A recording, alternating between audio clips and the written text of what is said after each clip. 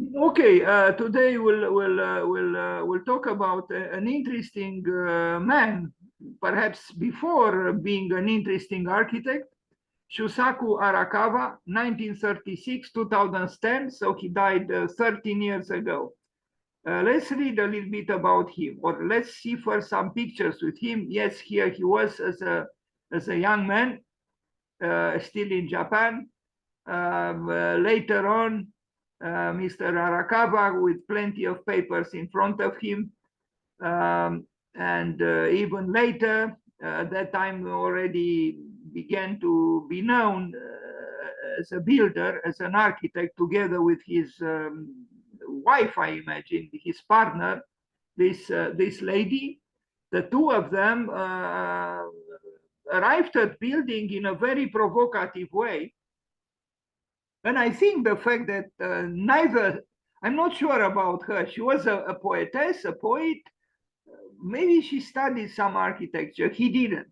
But what I want to say is that maybe the fact that they didn't study architecture, it's possible she didn't either. They had such a fresh, relationship with architecture. They were obviously in love, and when you find your partner in the emotional field as well, it's all for the better. Anyway, so let's read. Shusaku Arakawa, born in 1936, died in 2010, was a Japanese artist and architect. He had a personal and artistic partnership with writer and artist Madeleine Jens, I don't know how to pronounce her name, that spanned more than 4 decades. So she was not an architect either, and nor was he. He is described on Wikipedia, artist and architect, but he never studied architecture.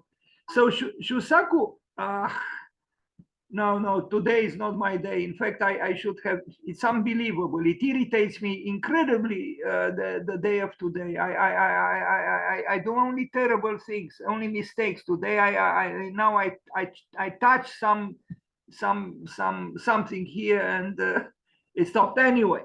So we read that he was an artist, an architect, and she was a writer, an artist. Shusaku Arakawa, who spoke of himself as an eternal outsider, I like this. I kind of identify myself with this description.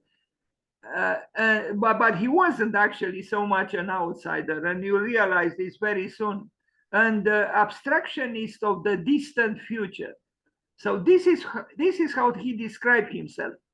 First studied mathematics and medicine at the University of Tokyo and art at the Musashino Art University.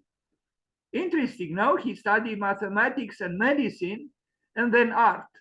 He was a member of Tokyo's Neo-Dadaism organizers, a precursor to the Neo-Dada movement in Japan. Arakawa's early works were first displayed in the infamous Yomiuri Independent Exhibition, a watershed event for post-war Japanese avant-garde art. And I would ask you, my dear friends, the 6 of you that are here, are there, do we have an avant-garde architectural scene in our country? I don't think we do, and I think we need it badly. So please work on it, please. So let's read a little further about him. I have to move this tab. Arakawa arrived in New York City in 1961 with $14 in his pocket and the telephone number for Marcel Duchamp, whom he phoned from the airport and with whom he eventually formed a close friendship. Yes, with $14 in his pocket and the telephone number for Marcel Duchamp. Well, it happened that Marcel Duchamp was a famous artist by then, so this helped. He started using diagrams within his paintings as philosophical propositions. Jean-Francois Lyotard said of Arakawa's work that it makes us think through the eyes.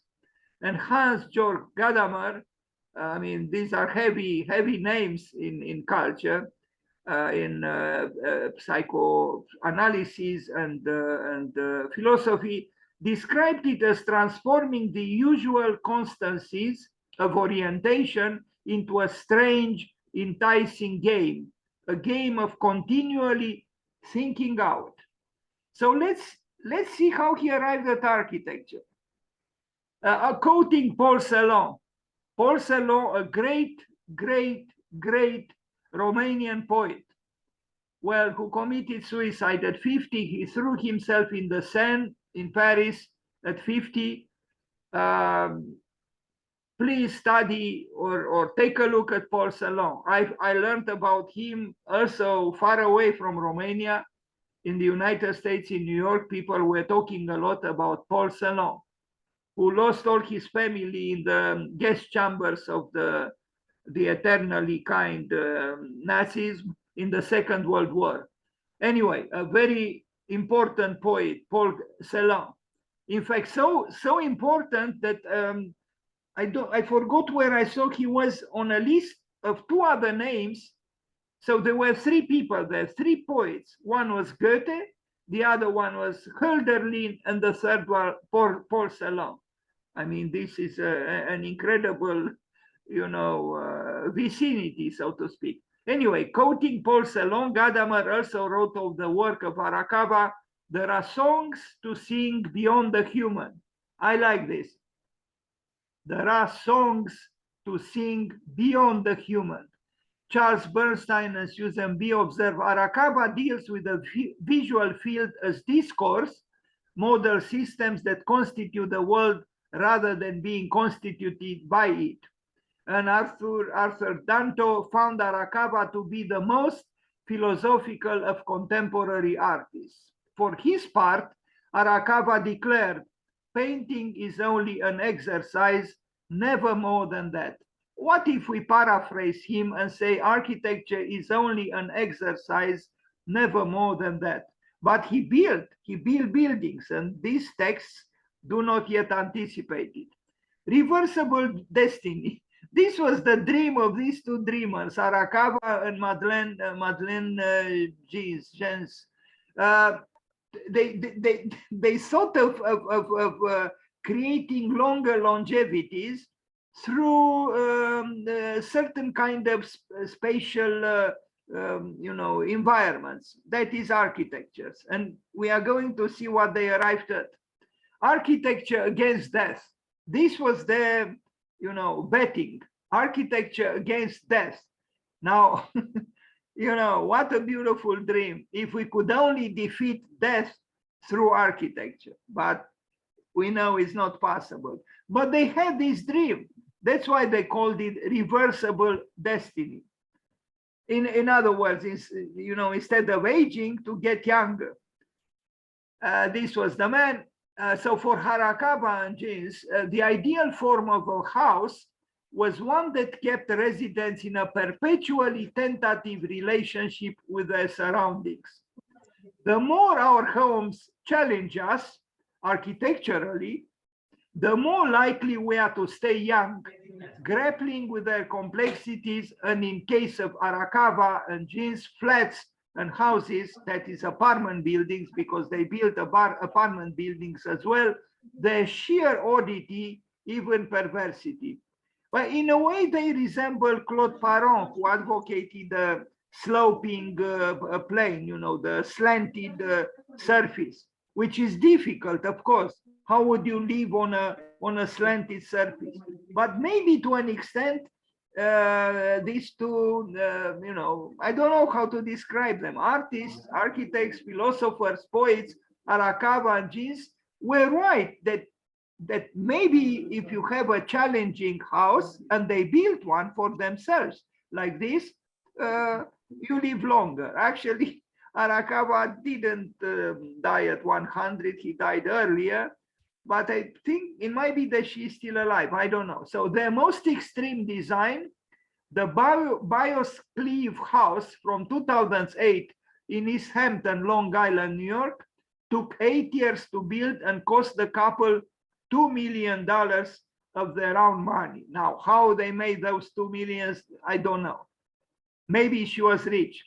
We understood that, he came to New York with $14 in his pockets. Maybe his fortunes changed because he became a well-known artist. anyway, they invested, but you know, this description, you know, gives you the feeling that they made a sacrifice, as if spending your own money for your own house is a sacrifice. I don't think it is. Anyway, they built this house in East Hampton, New York, and we are going to see it. Lifespan extending villa. nice wishful thinking, you know. Lifespan extending villa sounds so good, but it doesn't work this way, you know. Nature is stronger than us, but it's nice as a dream. Bioscliff house, the most uncomfortable house in the world. I wish there were here 2,000 students from Bucharest in architecture to see that it is possible, not only possible, but desirable to build an uncomfortable house. Because I'm sick and tired of the obsession with comfort. You know, life is not just about comfort. We should stop this. I hear a noise. Please be kind and turn off the microphone. Thank you. So, you know, well, actually, the house is not as uncomfortable as it might sound reading these words, but you are going to see it. The most uncomfortable house in the world. This is how it was described. Dislocative architecture. This I like. Dislocative architecture. So a disruptive architecture, an architecture that makes you young by making you uncomfortable. The house where you live forever. Wishful thinking, of course. And here it is. It's actually not so radical at all. I mean, it is, you know, painted in these joyous colors. Inside there are some innovations, but it's actually not so, you know, it sounded very radical. It's not. It is not. They build some more radical things, and we are going to see them. But inside, yes, there are some interesting things. Like, what are those dunes doing there? You know, I imagine it's sand. Or, I mean, who would do something like that in the living room? Of course, it's a very spacious space. But look at the proportions and the scale. You know, something seems to be off. It's more uncomfortable in thinking than in actuality, I would say.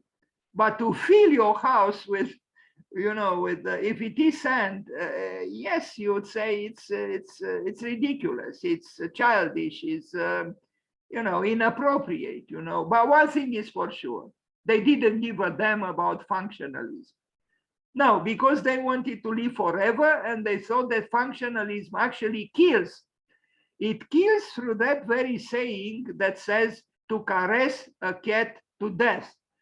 Functionalism and the obsession with comfort does exactly this. It caresses a cat to death.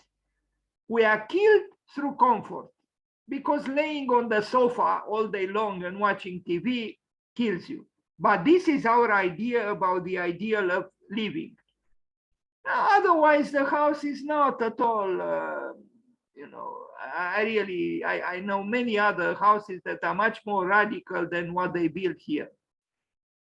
So I would say they were rather naive to an extent, but they tried something, and you know, they put their money where their thoughts were, and that's what they did.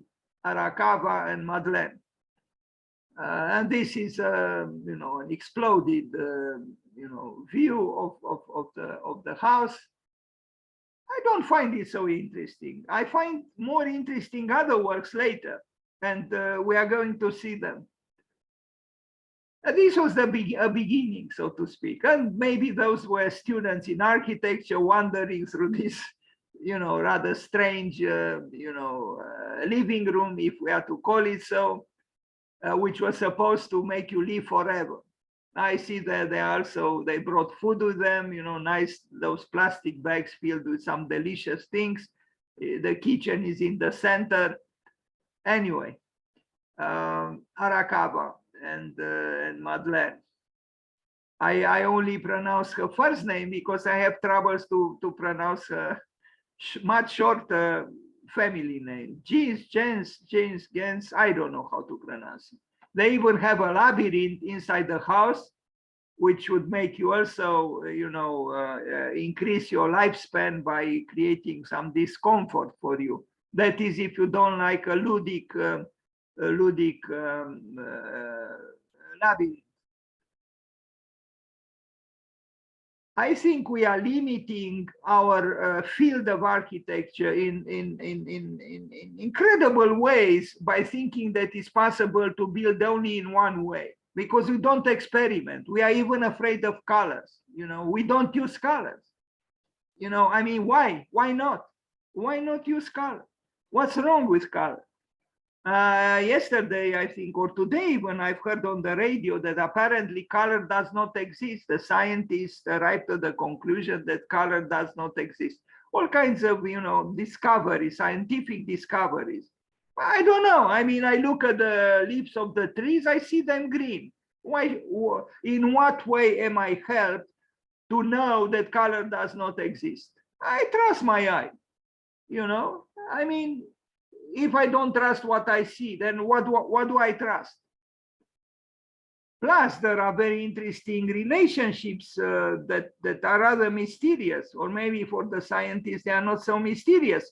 But it was not the scientists who discovered what Goethe, a poet, discovered, who did study color and wrote the theory of colors.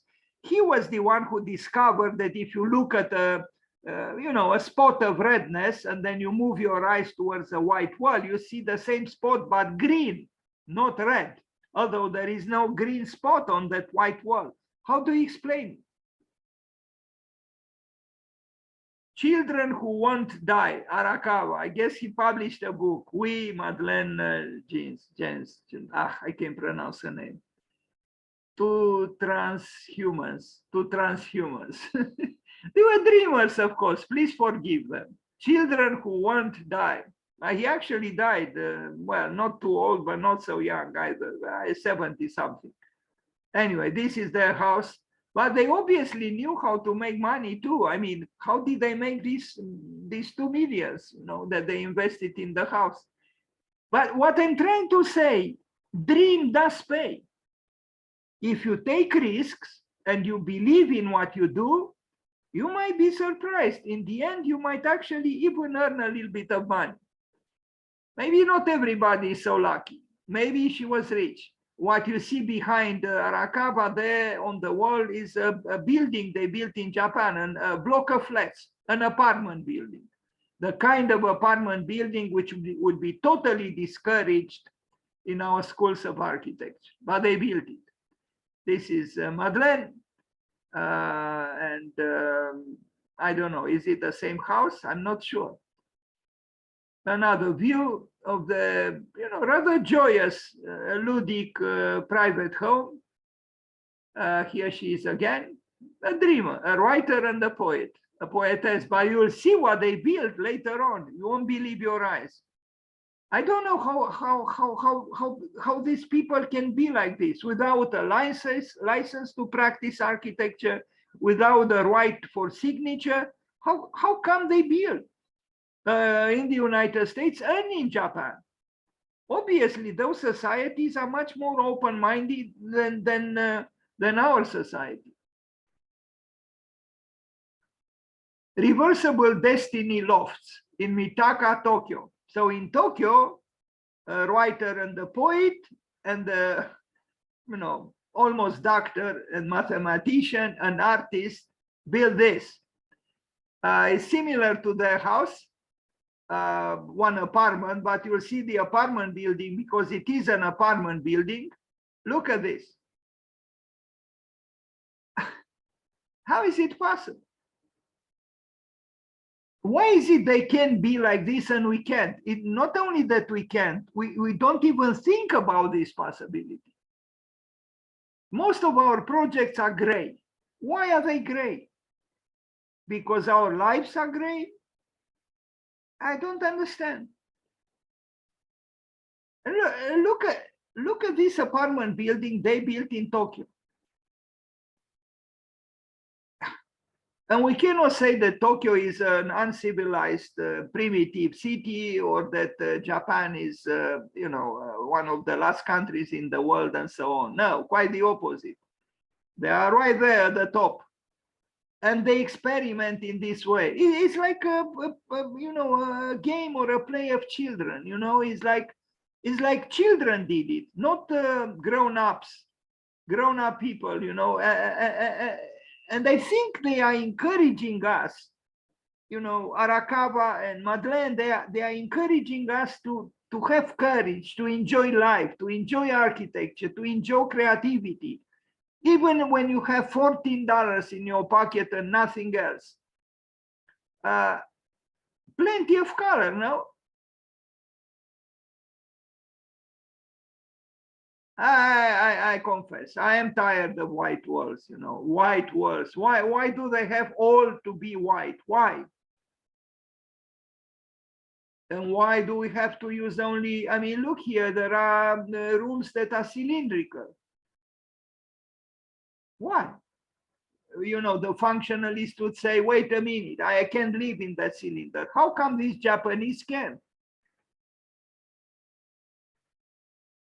And why do we need a student of medicine and mathematics teach us something about the joy of life and the joy of creativity and even the joy of doing architecture? Why?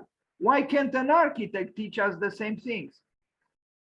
I'm not saying it's necessarily a great architecture, but it is an alternative to the, well-known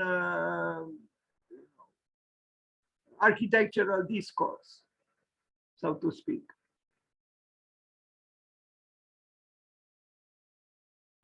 I admire these Japanese, they are indeed very open-minded. And yes, it's a very structured society, as we know, Japan, and yet they love experiments. They love to do different things. And you will see something even more radical later on. They built a park, also in Japan. Incredible. I really don't understand how they can do such things, and in other countries is much less possible, if completely impossible. But as Zvi Hecker said, great architecture. I'm not saying again that this is great architecture, but it is an architecture that at least brings you some joy to the eye, and probably an interesting experience within the apartments, because they are like inhabiting a children's play or game or toy. And can you be morose in such a building? Probably yes, because doesn't matter how joyous the structure or the building, the disponibility, the capacity for bonjour tristesse that humans have is high.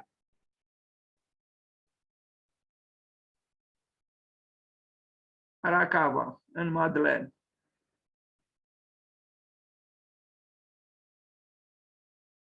I like it. I like it. And I think the vegetation, the plants, like it too.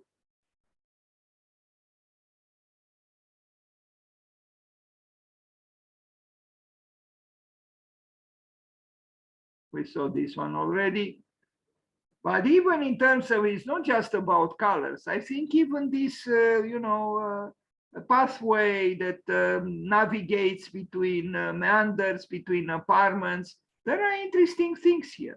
And it happens that I kind of know, I have this experience because I grew up in an old building in Sibiu, which also has exterior corridors and staircases and so on, bridges, not as colorful as this, but essentially not very different in terms of space.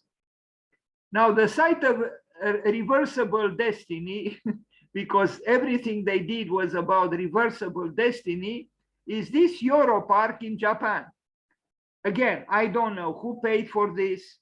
I don't know how they were allowed to build, how they were allowed to do exactly what they felt like doing. the site of a possible library. Now you are going to see a library like you never saw before, and you never thought it was possible. Here.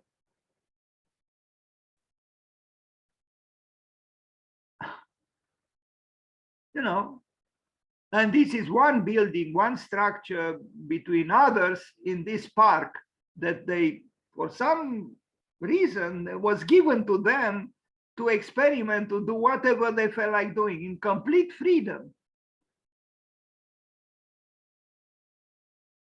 I mean, you would almost say that this is not on the earth, that this cannot happen. Well, it did happen. They built it, and none of them was an architect.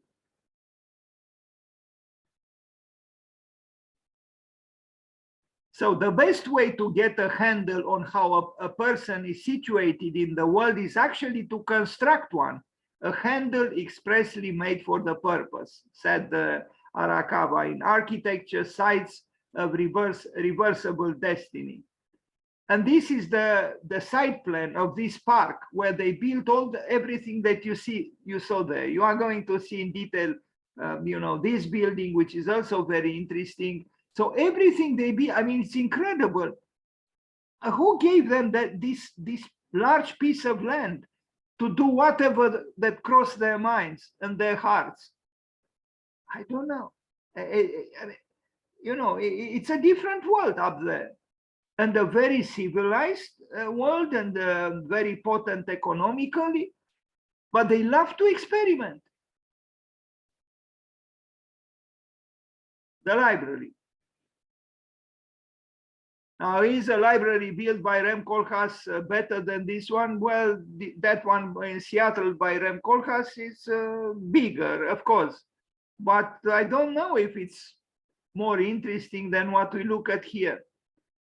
Now, what is on the floor, on the ground level? What is it? Some kind of a map that also climbs on the walls of that cylinder? I don't know. And the interior of the library. They love the labyrinth. We saw the labyrinth in their own house as well.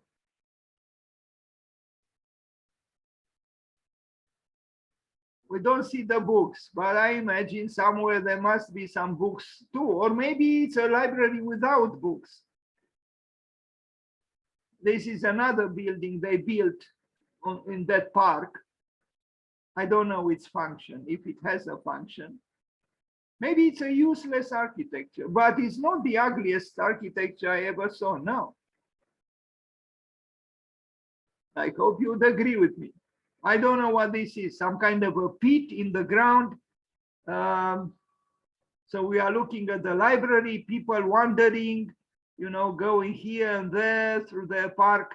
I think this is still maybe a work in progress. When Arakawa died, I don't think it was finalized. Or maybe I'm wrong. But one thing is for sure, if we get rid of the deadening functionalism, we can discover a new architecture. The obsession with being correct and comfortable kills us. It really does. It's just the end of architecture. There was some good architecture done even in international style and in functionalism, but we live in a different world 100 years later. I think the ludic aspect of life should also be addressed, and the philosophical, and the poetical, and the metaphorical, the allegorical, and so on. Everything you see here was built by these two dreamers. And Japan allowed them to.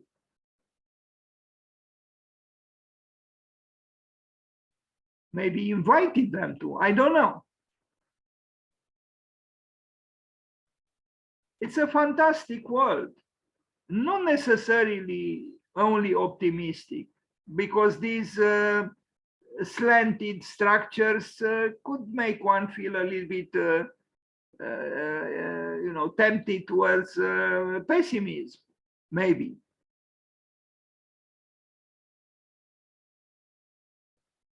So you arrive with $14 in your pocket and the telephone number in your city as a poor immigrant, and later you arrive at building things like this, I would say it's not a lost life.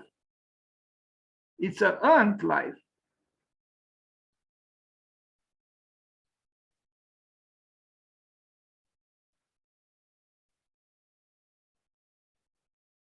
Reversible Destiny Foundation, unrealized projects. I think we are very close to the end of this short presentation. This is an apartment building proposed probably for New York, a Reversible Destiny Foundation, unrealized projects. It was not built, but they made a proposal. Imagine making such a project in school. You'll be dismissed with great fervor. Another, actually very feasible, and actually a number of architects are moving in this direction to build this kind of, conglomerates in this way, and with a vegetation climbing on the walls of the building.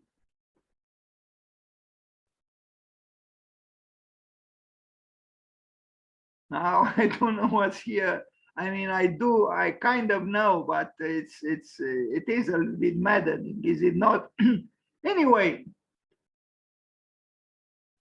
again and again, it seems that if you dream, some dreams might get realized, some might not, but somehow those who take risks, seem to be in a better position to change not only themselves, but also the world, and even earn a little bit of money in the process, or maybe more than a little bit. I don't know.